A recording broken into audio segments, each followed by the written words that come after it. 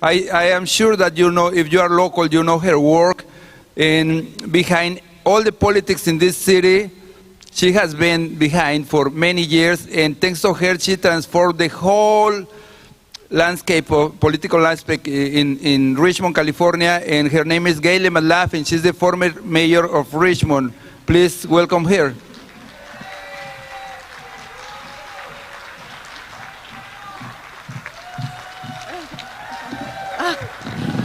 Thank you.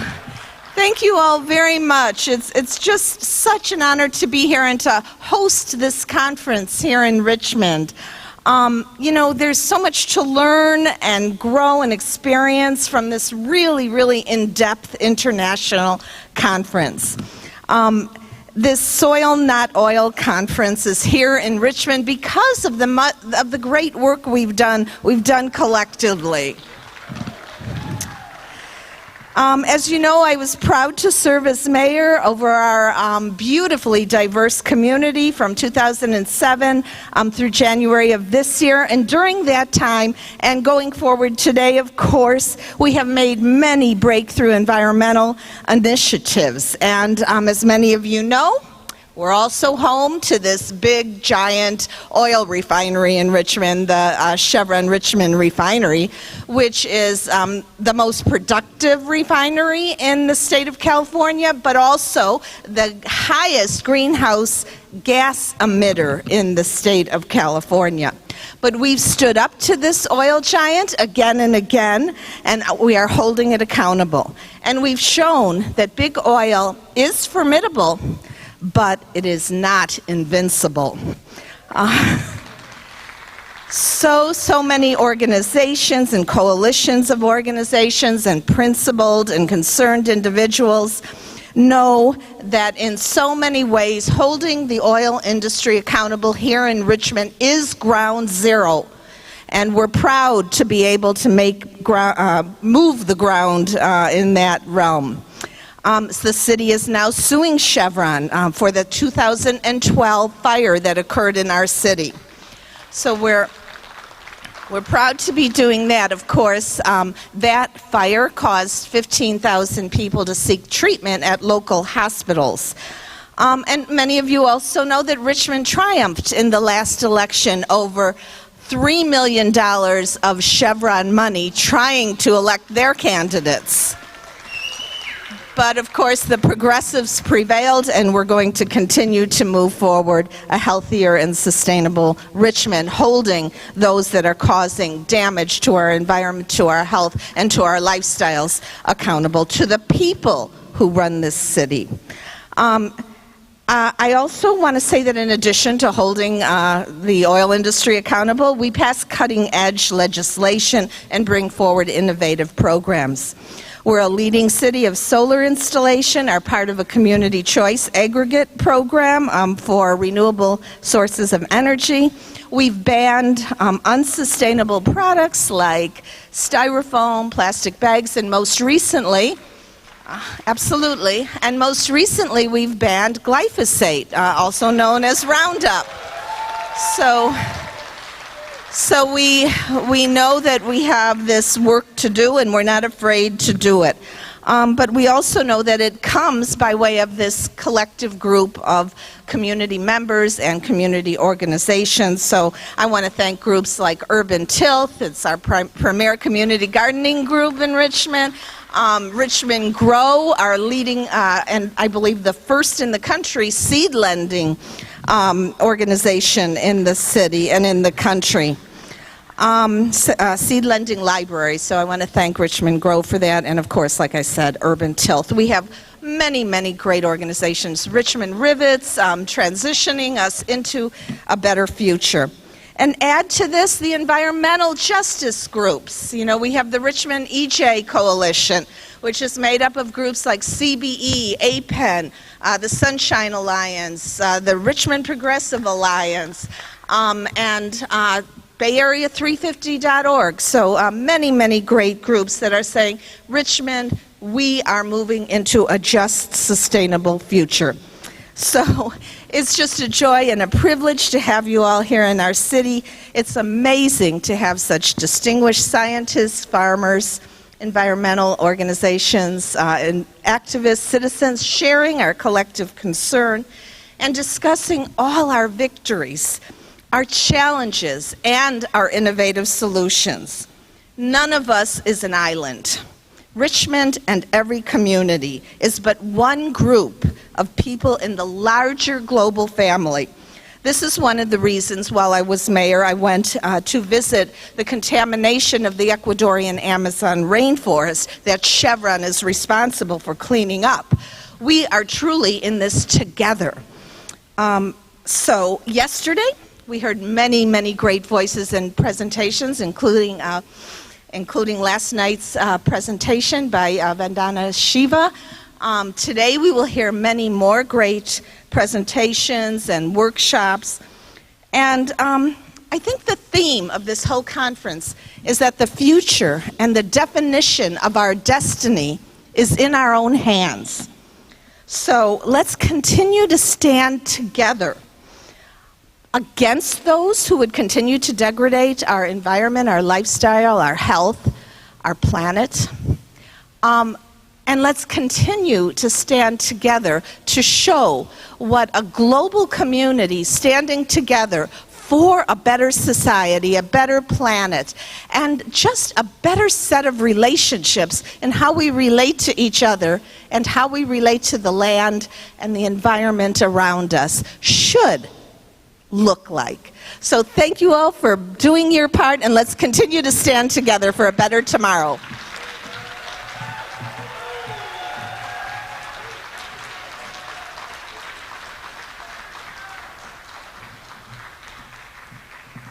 Si se puede.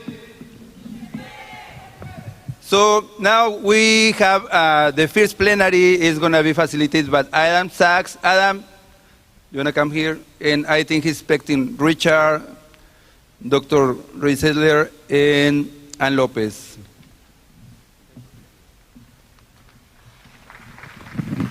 Good morning, and before I introduce the speakers, I'd like to just make a couple of quick comments. One is I had the privilege of working with Miguel Lopez on the steering committee for this conference, and I have never seen such dedication to getting the job done. I sent him a fairly trivial request about a week ago, and he said, "I'm sorry, I'm working 30 hours a day." And I said, "Miguel, only 30 hours a day? That means you have 6 hours a day to do all kinds of things."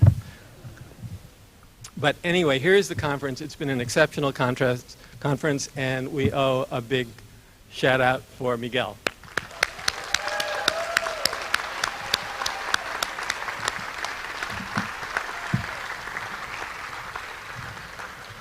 The other thing I want to say is about an incident, an exchange that happened at one of the workshops I was at yesterday, where one person, I think he was from 350.org, said, "You know, I sometimes feel like I'm under attack at a conference like this, and I wish you'd show some more compassion for the people who have been working on emissions." And the response from one of the presenters was, "We understand that, and you should understand from our position, we go to the leadership of the emission reductions organizations like 350, and they don't really want to hear about it. They dismiss us, and it's very frustrating." And I've had an exchange for a while with a famous climate blogger who refuses to talk about soils and soil carbon. And I was at a presentation that he gave, and he finally said, "If you soil people think it's so important, go start your own blog." So we have a huge set of problems, and they're overwhelming, and they break our hearts every day. And somehow, as Ronnie has said, we need to figure out how we can do this more compassionately and more together with each other, because This is one boat we're in.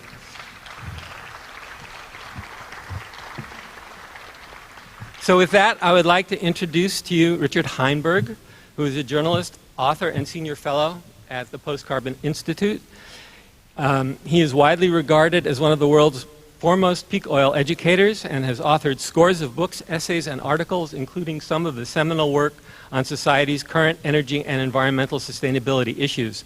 He has appeared in many film and television documentaries and is the recipient of the M. King Hubbard Award for Excellence in Energy Education, and in 2012 was appointed to His Majesty the King of Bhutan's International Expert Working Group for the New Development Paradigm Initiative. We are heading towards that new paradigm, and helping lead the way is Richard Heinberg.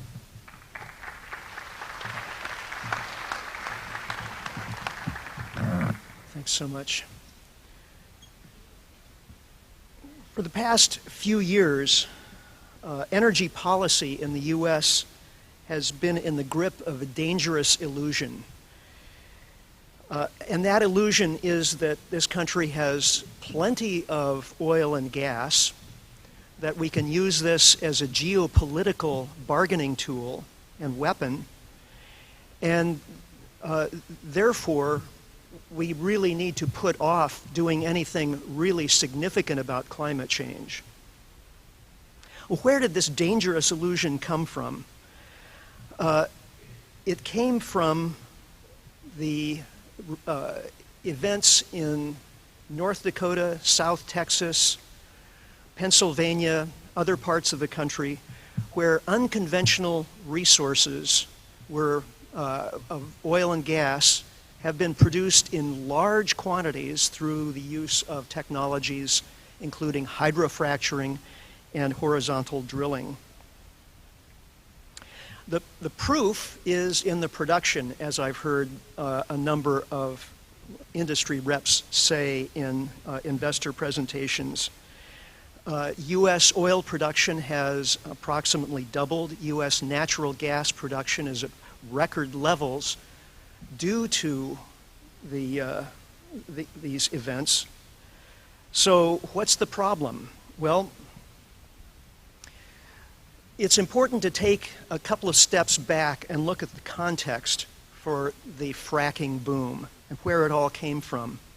The context is the depletion of conventional oil and gas resources, which in the U.S. were in perpetual decline since the early 1970s. As a result of the depletion of conventional oil and gas around the world, the industry has been forced to look for more unconventional sources of production. In the oil industry, we're talking about tar sands or ultra-heavy oil, as in Canada, deep water oil, remember the Deepwater Horizon in the Gulf of Mexico, Arctic oil, which Shell is searching for, and what the industry calls light tight oil. Tight oil is the resource that's targeted in North Dakota and South Texas using hydrofracking and horizontal drilling. The conventional resources are depleting, so the industry is having to scrape the bottom of the barrel. That's increasing extraction costs and has led to much higher prices, especially for oil, in recent years. With oil prices in the range of $100 to $110 a barrel, it made sense business-wise for companies to target these unfriendly, unconventional resources. Another source of this boom was lax regulations as a result of the so-called Cheney exemptions. You can guess where these came from, to the Clean Water Act and other environmental regulations. Frackers do not have to state the chemical contents of the medium that they inject underground in the process of fracking. And the other element in the boom was low interest rates. As a result of the financial collapse of 2008, the U.S. Federal Reserve has kept interest rates practically at zero for the past 7 years. And the mostly small to mid-size oil and gas companies that have targeted shale gas and tight oil have required low interest rates because they're up to their eyeballs in debt. As I mentioned, these are expensive resources to produce. So every country that specializes in these resources is heavily in debt. Now, of course, there are environmental consequences to extracting lower and lower quality resources. And the industry has really gone on the offensive to say that there are no special environmental impacts from shale gas or tight oil production.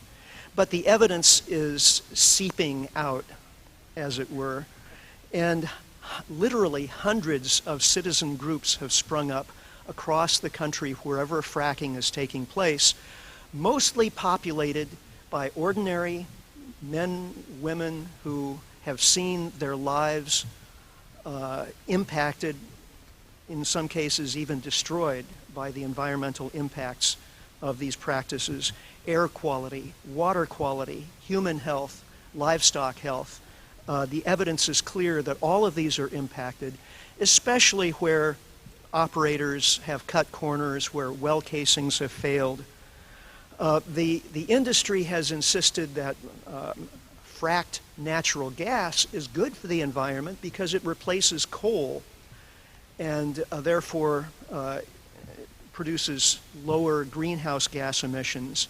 However, methane, which of course is natural gas, is a far more intense greenhouse gas, powerful greenhouse gas than carbon dioxide. And now it transpires that the amount of methane leaked from shale gas wells is such that fracked natural gas is actually worse for the climate than burning coal.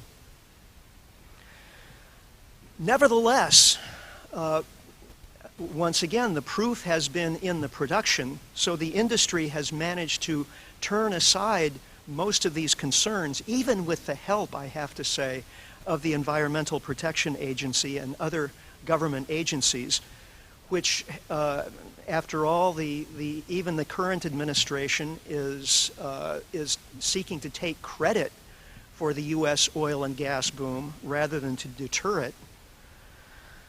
But nevertheless, these companies have been proceeding with a flawed business model to extract low-grade resources. Now, we at Post Carbon Institute have done a fair amount of original research on this subject. We have hired out the proprietary data on every well currently producing tight oil or shale gas. We've looked at initial production rates, decline rates, the location of each well. What we found is that the typical shale gas or tight oil well declines rapidly in production. Over the course of the first year, average decline rate is about 70%. So drill a well in January, by December, the rate of production from that well has already declined by 70%. That means that frackers have to drill and frack in order to maintain or increase production rates. And that's why we've seen upwards of 80,000 wells drilled in just the last few years. I mentioned the levels of debt that these companies are carrying.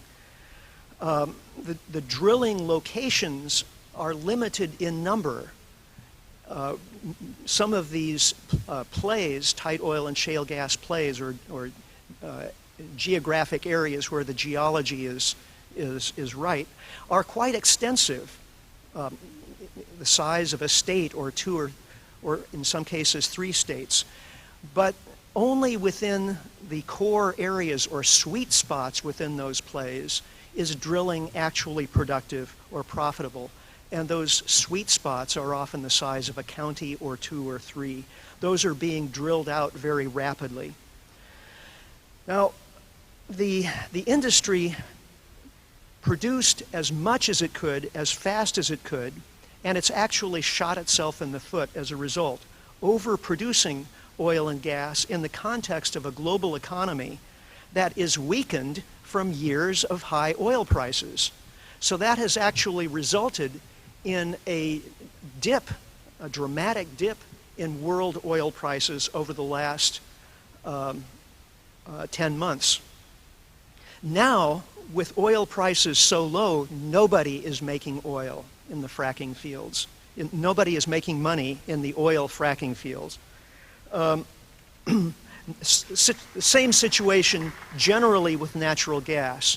Natural gas prices are low enough that virtually all of the companies that specialize in producing shale gas are making money only from sales of assets, and by assets I mean drilling leases to other companies, and virtually no one is making money from sales of product, i.e. natural gas.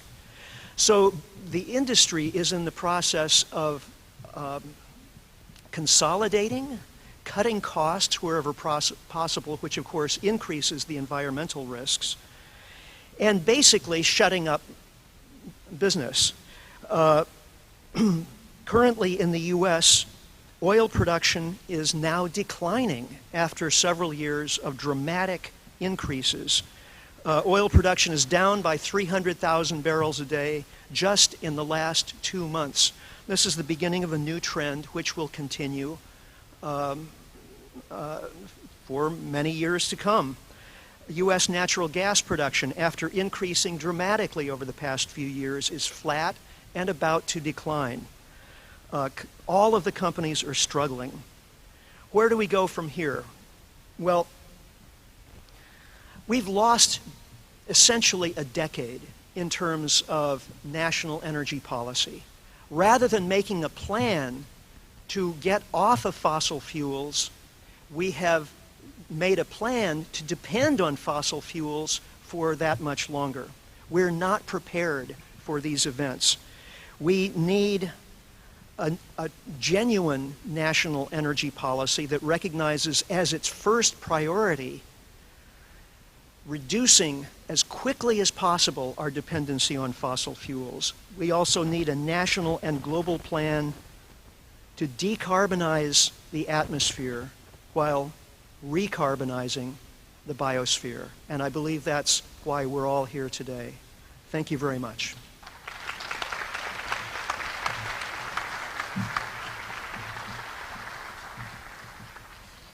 Richard, thank you very much. Our next speaker is Dr. Ann Lopez. She's an emerita professor and has taught courses in biology, environmental science, ecology, and botany in the biology department at San Jose City College for many years. She is an independent researcher whose research addresses the human side of the binational migration circuit from the subsistence and small producer farms of west central Mexico to employment in California's corporate agribusiness. Dr. Lopez has worked with over 33 farm worker families in the Salinas and Pajaro valleys, and she has studied 22 of their family farms in the west central Mexico countryside and has received recognitions and awards for her work. And it's too long to read through them all now, but I'll just say that she was chosen Woman of the Year for 2013 by the National Association of Professional Women. Dr. Lopez.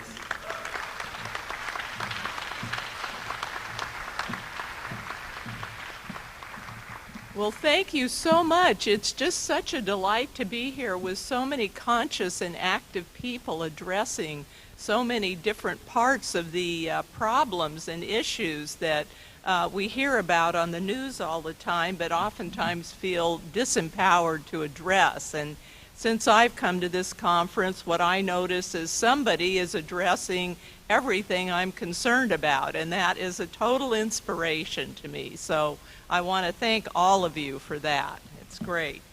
I work with farm workers. I've been doing my work for the last 18 years, and when I studied for my doctorate degree at UC Santa Cruz, I studied the impact of NAFTA, the North American Free Trade Agreement, on the subsistence and small producer farms in Mexico, and then also looked at how their migration affected corporate agribusiness here in California, and what the experience of the people themselves was, which it seemed that no one else was addressing. What I was hearing is that corporations were going to make a big profit from having no or free trade, being able to ship their products into Mexico and Canada with impunity, but I didn't hear about the people, and so I went around and talked to the people.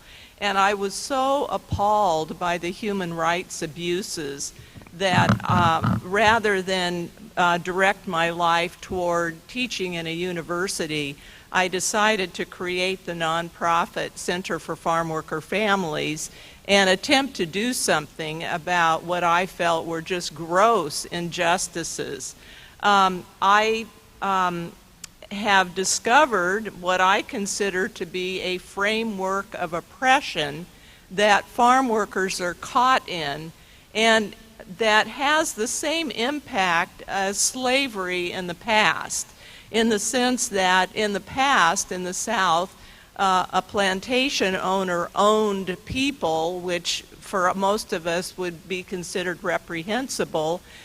Today we don't have that form of slavery. What we have is a framework of oppression that includes laws, institutions, and policies that keep farm workers oppressed and from which escape is nearly impossible. And today I'm going to talk about one aspect of that framework of oppression, which is basically the poisoning of their children in local schools. The Department of Public Health came out with a study in April of 2014, and the Californians for Pesticide Reform summarized the study, and I have copies of it on this far table for any of you who are interested in reviewing it. It's in very simple language, but basically the Department of Public Health wanted to know why there is such a dramatic increase in ADHD, behavioral problems, cognitive problems in the schools. In fact, another study, UC Davis, showed that in a 10-year period from 1990 to 2000, the rate of births of autistic children in California increased by 7 to 8 times. And so there is a direct connection between pesticide exposure prenatally and also among children and these anomalies, which when I was a kid no one ever really heard about or talked about. And so what the Department of Public Health did is they went and they studied drift in 226 different schools in Pajaro, which is South Santa Cruz County, and Monterey County. And they found that 10 of the very worst and most toxic pesticides are being sprayed within a quarter of a mile or less of these schools. Now, one that I find, and the poundage is astonishing. For instance, they found that between 300 and 26,000 pounds of this stuff were being used. And so children were being exposed almost daily to these kinds of chemicals. Now, this included over 500,000 children. And they found that in the schools that had the heaviest amount of spray, most of the children were Latino. In fact, the chances of being in one of these schools as a Latino child was 320% higher than being a white child. So this is definitely a form of very concerning environmental racism.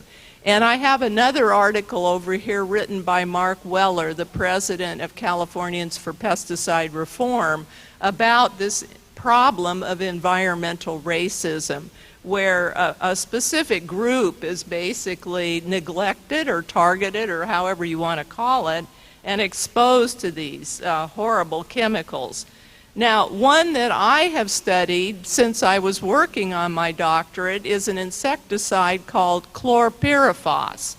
And this insecticide was banned for residential use in the year 2001. It causes brain and spinal cord deformities in the developing bodies of young children. This was banned from residential use. However, up until 2014 and even beyond, it's still being sprayed within a quarter of a mile of these schools. So how is it that it's banned for residential use, but you can still use it near elementary schools and other schools?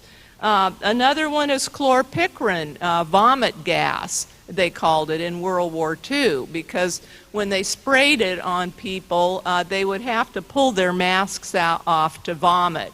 And this is one of the key causes of lung damage and asthma in children. I always joke with Mark Weller when we have meetings. I always say, has World War II ended yet? Because many of these chemicals are the result of chemicals that were created with war intentions during World War II that have just been subverted and now used in agribusiness. So this is a concern to me.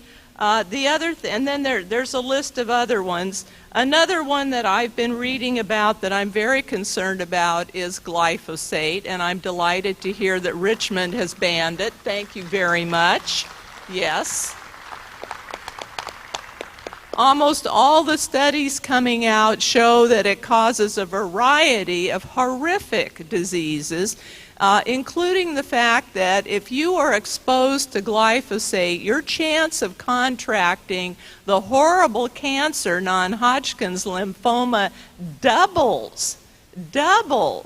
Now, I want you to know that I live in Felton in the Santa Cruz Mountains, and I have an ongoing battle with the manager at the local Costco to get this stuff off the shelves. And I tell him, the public isn't aware of this, and that this stuff is even allowed for commercial sale is just appalling to me. So, and also I found it right on the shelves of my local Rite Aid in Felton, near the pharmacy department of all things. It's just appalling. And so since no one is doing anything about that, I have created, well, they're not actually mine. I got these at a conference recently. These are stickers that say, warning, contains cancer-causing agent known to kill bees. So what I'm going to do is anytime I see Roundup on the shelves, I take these along in my purse and peel this off and stick it on the containers. So people are at least aware. Yes, okay. So if you would like to join me in this form of eco-terrorism, I have other copies over here on the table. So that's one thing I think we all can do. The other thing is I'm very concerned about Donald Trump's statements about Mexicans all being murderers and rapists. I know of none that fit into that category. So I was so incensed that I wrote an article to the San Jose Mercury News, and it was published on July 19th. If you'd like to read my article from hell, it's right here, and it's also over on the table. And finally, I have summarized the steps in NAFTA. I wrote a book about it, The Farmworker's Journey.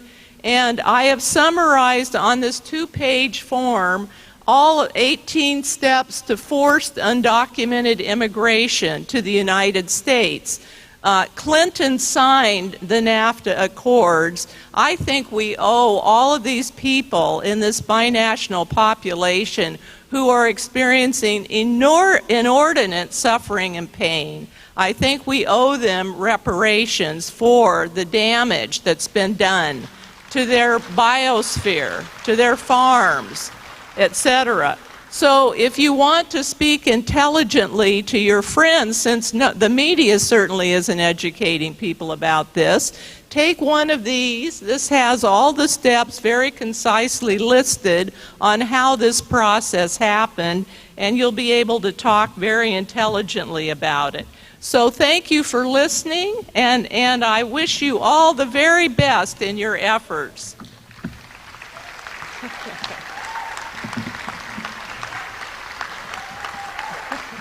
you.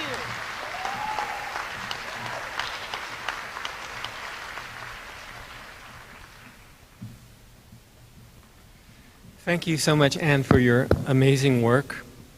Our final speaker for this panel is Ray Seidler, who is a former senior scientist at the Environmental Protection Agency and wrote the EPA's biosafety plan. In the past few years, Ray has been a leading spokesperson for the anti-GMO movement as a scientist and as a citizen.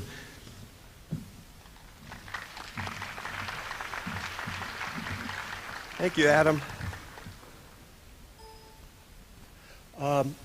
Before I start, I also want to give some thanks, and the thanks is to you, the audience, for being here. Look what you bring to us as speakers. We don't want to speak to another speaker. We want to speak to a wider audience of interested people. Thank you all for being here. Thank you for sharing your energy and your actions with those of us who are up here on the stage. So what I would like to visit with you this morning is perhaps another take on my title, and it is the concept of soil with oil. As the two previous speakers have given some wonderful examples of the consequences of that, I will bring us back to the soil ecosystem, if you will, and give you a general educational speak about the importance of what it is beneath our feet and how all of those organisms work together and how that principle gives us what the concept of sustainable agriculture or regenerative agriculture may mean. So let's start out by asking just exactly what, as an environmental scientist, what is sustainable agriculture to me? And I've taken a quote from the scientists at UC Davis. It's a process. It's a process that establishes and maintains environmental health. Environmental health along with, of course, economic profitability for the farmers that use this type of management system. It's a process that produces crops and animals without relying on toxic chemical pesticides, without fossil fuel-based synthetic fertilizers, and without genetically modified seeds. And what does it look like? How does it look like? Let's take a look at this diagram. And let's start over here on this side of the panel. Well, what it looks like is something called holistically managed land, in which there is a net CO2 being sequestered into the ground. A little bit is lost by the biological processes, and it's a biologically diverse ecosystem, which means there is a lot of things going on both above the ground as well as beneath the ground. We see this happening. We don't see what's going on down here. Keying in on the biomass of roots that are produced through the miracle of photosynthesis. So it's a biologically diverse system. It is minimal tilled or no till if it's a cropping ecosystem. There are no synthetic chemicals. There is a general elevation of soil carbon, and it is not consistent with the management practices associated with genetically modified crops.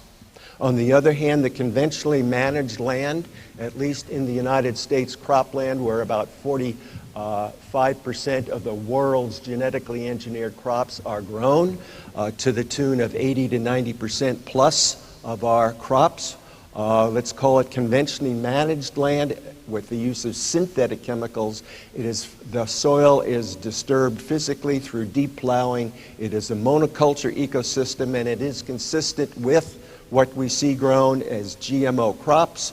And in our forest, I'm sorry to say, perhaps it will be also consistent with GMO trees. So what is healthy soil? Healthy soil contains this potpourri of this collage of organisms, a few of which I've illustrated here, and they vary in size from a 5 to a 7-inch earthworms to a submicroscopic microbial community of fungi and bacteria, pollen grains, centipedes, millipedes, ants, spiders, fungi, mushrooms, etc., nematodes. This community collectively is what has evolved over millions of years to give us the gift of a sustainable soil ecosystem.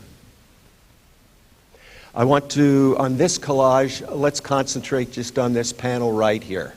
What I'm illustrating here is the importance of some of the component parts. What you're seeing here is the tip of a growing root of a plant.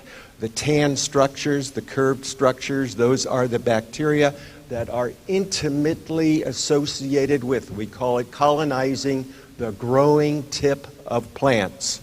The threads that you might be able to see, those are not fungi, but those are typically polysaccharide molecules that the plant and the bacteria both secrete and bring them together and holds those bacteria in intimate contact with the plant roots. Did you know that through the miracle process of photosynthesis, approximately 40% of the chemicals that are produced above ground make their way not only into the roots, but leave the roots to foster and stimulate the growth of the bacteria in this interesting, intimate relationship of what we would call symbiosis. So I want you to remember this kind of a metaphor, and this may be the most important thing that I want to say and share with you this morning. The plants, think about them as farmers. Yes, plants are farmers. What is their crop? Their crop is the bacteria. Who are the consumers of that crop? All of the other organisms that are present in the soil. They are the consumers of the crop that the plants farm. Those organisms consume those bacteria and produce a commodity. Let's just call it simply poop. And what exits from those other organisms, from their digestive processes, is something that is rich in nutrients, nitrogen, carbon, and becomes the natural fertilizer, comes back to the plants. It all starts with photosynthesis. It processes to an excess amount of chemicals that the plant produces to feed the bacteria, to feed the crop. The crop is harvested, and it produces as a waste product the cycle back to the plants for the fertilizer. That's the natural process. What happens to that process during the soil with oil concept?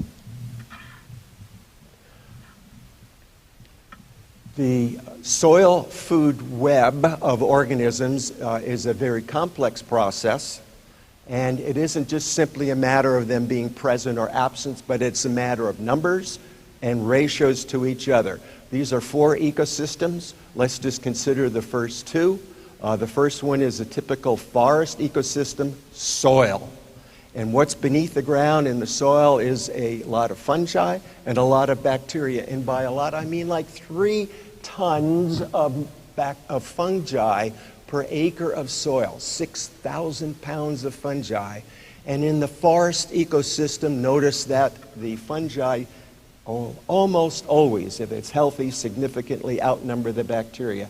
Going to prairie grass, my God, look at this. The bacterial numbers, 26 up to 26,000 pounds, 13 tons of bacteria per acre of prairie grass. How is this physically achieved? Well, prairie grass roots are well known for their growth 3, 6, 9 feet down into the ground. Think about all of the growing tips on those plants, just one plant as I showed you in that panel in the previous slide. All of those bacteria growing in intimate contact with the roots. What a fertile ecosystem that is. And notice here the tremendous ratio of increased bacteria to fungi. But we'll always find, likely in a healthy system, earthworms, critters called arthropods and nematodes and other microorganisms. And they do a song and a dance. They are in relative numbers to each other and high concentrations in healthy ecosystems. Well, ladies and gentlemen, this is soil with oil.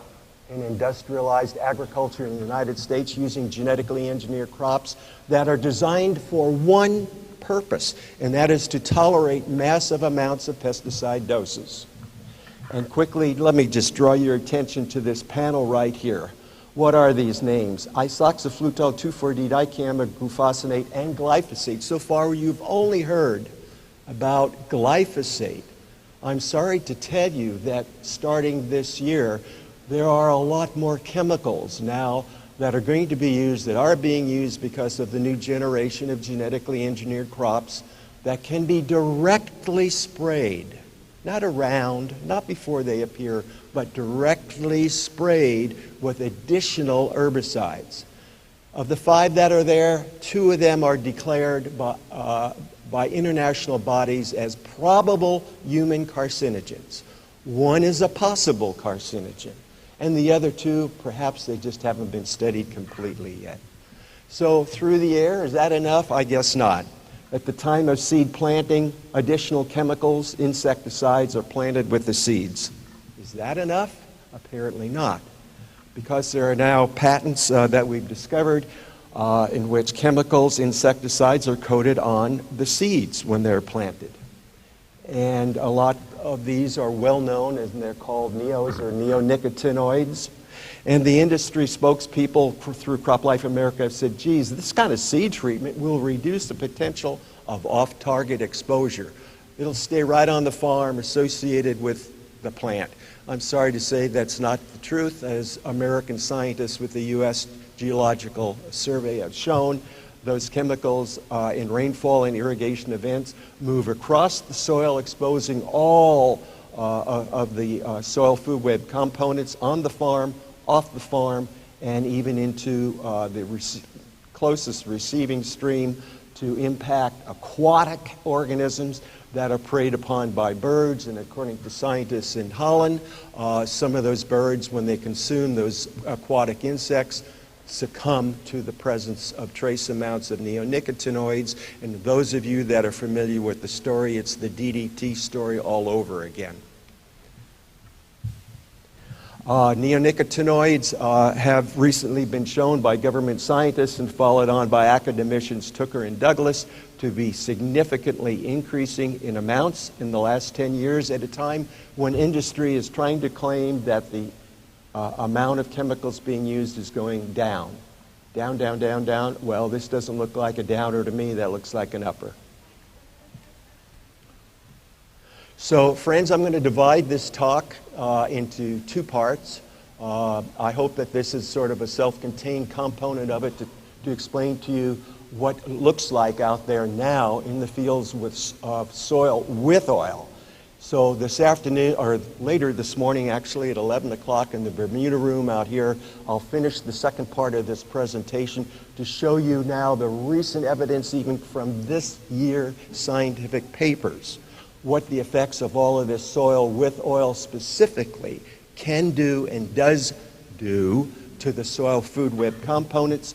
And that's the question I'm asking: what is this effect and why should we care? And if you care about the answers to that, please, please show up at 11 o'clock in the Bermuda room. Thank you. See you later.